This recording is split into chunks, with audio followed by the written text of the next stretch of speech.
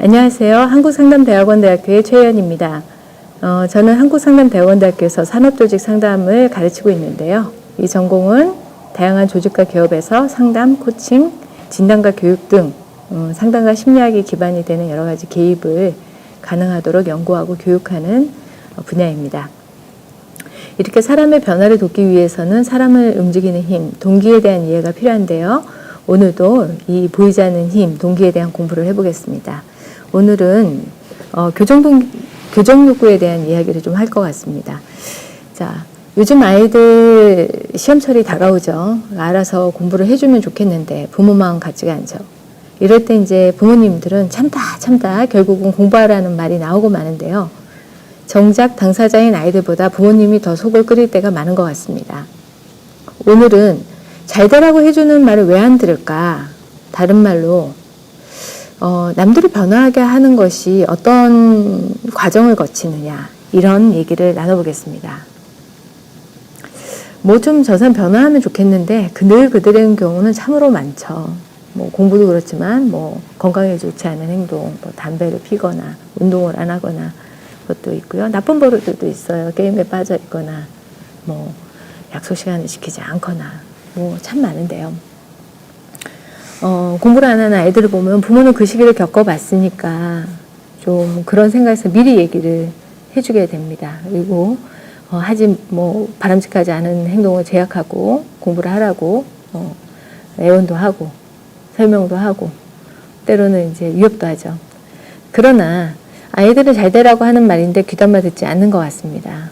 뭐 잠깐 언급한 것처럼 공부뿐 아니라 지각, 건강에 안 좋은 행동들, 또 상대가 기분 안 좋은 일, 이런 경우에 이제 잘 되라고 말해줘도 소용없거나 시시비비를 알려줬더니 뭐 쫌생이 같다, 쓸데없는 간섭을 한다, 이런 말까지 듣기도 합니다. 해결책이 뻔히 보이는데도 이런저런 이유를 대거나 변화 없이 그대로 온 것을 보면 때로는 이제 인내심의 한계를 느끼게 되죠.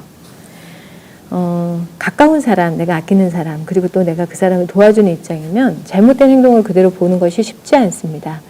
잘못인데 그대로 두면 큰일이 될 수도 있기 때문에 상대를 위해서 이걸 꼭 바로잡아야 된다, 이렇게 이제 우리가 생각하게 되는데요.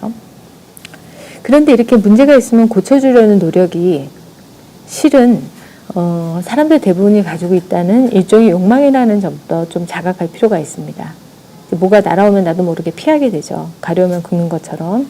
이런 것도 이제 이렇게 매우 반사적인 반응들인데요. 밀러와 롤릭이라는 심리학자는 이러한 문제가 있을 때 고쳐주고 싶은 이 욕구 역시 반사적인 욕망이라고 하고 이를 교정방사라고 불렀습니다. 실제로 우리 마음에 이런 거에 있는 거 볼까요? 여러분의 예를 들어서 길을 걸어가는데 어떤 학생이 뭐 뒤에 백팩에 지퍼가 반이 열려가지고 걸어가고 있다고 하죠. 그럼 여러분 어떤 마음이 드나요? 그거 가서 이렇게 잠궈주시고 싶으시죠? 이렇게 교정반사는 타인을 돕고자 하는 욕구에서 생겨나고 문제가 있을 때 개선하고자 노력하게 만드는 동력이기도 합니다. 그런데 이제 도와주고 싶으니까 지적도 하고 설명도 하는데 이게 반복되면 잔소리가 되죠. 압박이 되고요. 강요가 되고요. 또 이제 드리는 노력에 비해서 달라지는 것이 없으면 너 그렇게 하면 어떻게 되는 줄 알아? 이렇게 위협을 하거나 뭐 무조건 해, 이렇게 강요나 비난까지도 하게 됩니다. 문제는 이래도 달라지지 않는다는 것이죠. 하는 척 하거나 실제로는 안 돼 있거나 이런 경우도 너무 많죠, 있죠. 모든 것이 지나치거나 상황에 부합하지 않은 문제가 되는 것입니다. 이런 교정 동기가 너무 강하면 역효과를 가져올 수 있습니다. 간단한 예를 볼까요? 여러분이 이제 방이 지저분해 있어요. 좀 지워야 되겠다, 이런 마음을 갖고 있었는데요. 그때 딱 어머니가 들어오시면서 좀 치워, 넌 이렇게 어지르고 일이 되냐? 이런 말을 들으면 어떤 마음이 드시나요? 하기 싫어지죠. 하려고 했던 건데요. 자, 시켜서 하는 일이 되어버리는 것입니다.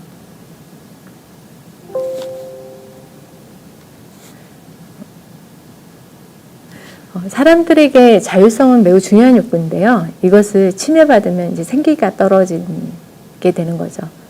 문제를 바로잡고자 하는 의도는 좋지만 교정반사의 문제는 상대방이 스스로 하려는 마음을 시켜서 하는 것이다. 라고 해석하게 만드는데 첫 번째 문제가 있습니다.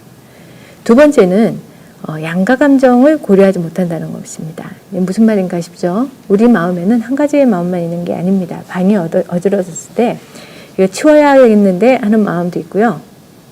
또 피곤한데 좀 쉬고 싶은데 이런 마음도 있죠. 이렇게 여러 가지 감정들이 우리 마음속에 있는 것입니다. 근데 나는 치워야지 생각도 있었는데 상대가 너는 이렇게 어지러웠니? 이런 생각을 하면 나는 쉬고 싶은 마음들이 튀어나오는 거죠. 그러면서 내가 쉬는 것을 못 봐. 이런 생각의 편에 서게 됩니다. 이런 것들을 심리적 반작용이라고 부릅니다. 자, 그래서 사람들에게 설명을 하거나 지시를 하거나 강요를 하는 것들이 때로는 설득을 하는 것조차도요. 우리가 이런 심리적 반작용을 일으키는 역할을 한다는 것도 가끔씩 알아차릴 필요가 있습니다. 우리가 변화, 즉 필요한 행동을 하지 않고 꿈을 때는 이유는 단순히 게으르거나 몰라서가 아니라 이런 양가 감정이 정리되지 않아서인 경우가 많습니다. 다른 이에게 도움을 주려고 할 때 상대의 양가 감정에 감정을 기울이지 못한 채로 성급하게 충고하거나 제시하는 경우가 많은데요. 이런 것들이 우리 교정욕구에서 온다는 걸 살피고 다소 자제할 필요가 있습니다. 변화는 스스로 필요를 느끼고 스스로 무엇을 하겠다 이야기할 때 실행될 가능성이 가장 크기 때문입니다. 남이 말해서가 아니라 내가 느껴야지 일이 되는 거죠. 자, 양가 감정을 이해하려면 들어야 합니다. 변화 당사자 스스로 이 변화가 왜 중요한지 또 이 변화를 하고 싶은지 말하는 것이 핵심입니다. 동시에 이런 변화라는 마음과 함께 또 이를 방해하는 양가 감정도 알아차릴 필요가 있습니다. 변화를 방해하는 양가 감정이 뭐냐 이런 질문 하실 수 있을 것 같은데요. 필요한 행동을 방해하는 생각과 감정은 다양할 수 있습니다. 우리가 공부가 중요하다. 이제 공부 안 하는 친구들 중에서 공부 못하고 싶은 사람은 없습니다. 그런데 그리고 공부하면 좋을 거라고 생각도 해요. 그래서 공부가 중요한 것은 알고는 있지만 해도 안 된다. 해봤는데 안 된다. 이런 생각들이 많죠. 그래서 운동이 중요하다고 생각하고 또 하면 잘할 수도 있을 것 같지만 난 다른 일이 너무 바빠. 이렇게 우선순위가 떨어져도 안 하게 되는 거죠. 자, 원하지만 못하겠다. 원하지만 지금은 아니다. 이런 마음인 거죠. 네. 상대가 이러한 양가 감정을 가지고 있을 때 이를 무시한 채로 설득하거나 위협하는 것은 오히려 저항을 증가시킬 수 있습니다. 담배를 끊을 자신이 없는 사람에게 담배를 안 피우면 용돈이 절약되고 찌든 냄새도 안 나 라고 선택하거나 담배가 폐암을 유발해 라는 위협이 그리 효과적이지 않을 수 있는 이유입니다. 버틀러 등의 연구에서는 금연 치료를 할 때 일반적으로 의사가 처방하는 태도를 조언을 하면 이러한 형태의 치료가 반복되면 그 환자 측에서 치료에 대한 거부가 증가한다는 결과도 보고됐습니다. 그래서 좋은 말을 해주는 것보다 때로는 듣는 것이 중요합니다. 잘 듣다 보면 걸림돌이 되는 양가 감정도 이해할 수 있습니다. 자신감이 문제라면 그 일을 해낼 수 있는 양가 감정도 감점을 발견할 수 있도록 자신 안에도 이 일을 잘 해놓은 경험도 있을 것이고요. 이런 거를 해결해 놓고 싶은 의지도 있을 것이고요. 또 비슷한 일을 해결했던 강점들도 있습니다. 이런 것도 탐색할 수 있고요. 또 그거를 발견할 수 있도록 격려하는 것이 필요합니다. 또 염두에 두실 것은 안 되는 이유, 할 수 없는 이유에 초점을 맞추는 대신 그 사람이 무엇을 원하는가를 탐색하는 것이 좋습니다. 스스로가 왜 그 일을 해야 하고 또 어떻게 할 수 있는지를 스스로 말할 수 있으면 좋습니다. 자기 이론에 따르면, 자기 지각 이론에 따르면 사람은 자기가 하는 말에 설득당하기 때문입니다. 오늘은 이상입니다.